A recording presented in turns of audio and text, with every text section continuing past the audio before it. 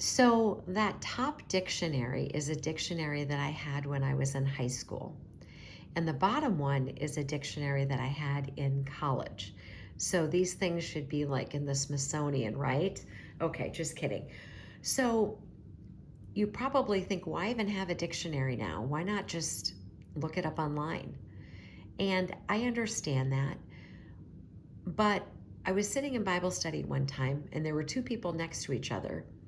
And I don't recall what the Bible passage was that we were discussing, but both of them looked it up on their phones. And I've always been a physical book person. And the interesting thing was that both of them had a different passage that wasn't the passage out of the scripture. And so we were talking, and they said, wait, it says this. And they both had the exact same scripture that was wrong.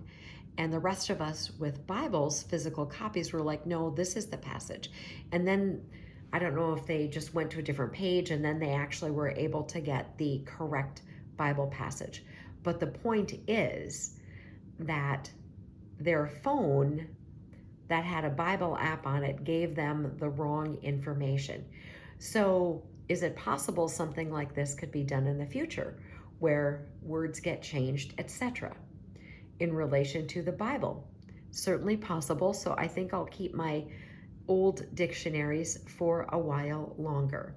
So, let me give you an example of a recent thing. So, remember when my favorite person, Dr. F, and I don't call him that to be disrespectful. That's just what I call him because I don't even know if I can say his name. But do you remember when he said there's no gain of function? We're not testing on any animals and we're not creating viruses that are not natural. Remember?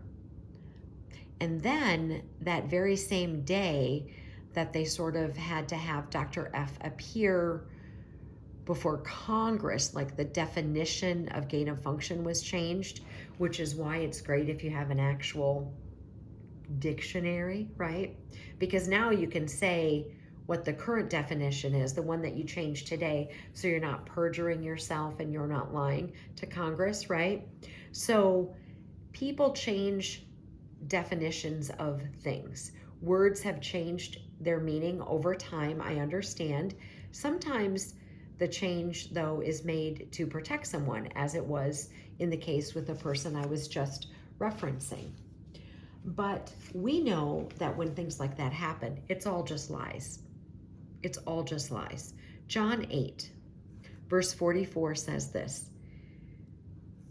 You are of your father the devil, and the desires of your father you want to do. He was a murderer from the beginning and does not stand in the truth because there is no truth in him. When he speaks a lie, he speaks from his own resources, for he is the liar and the father of it.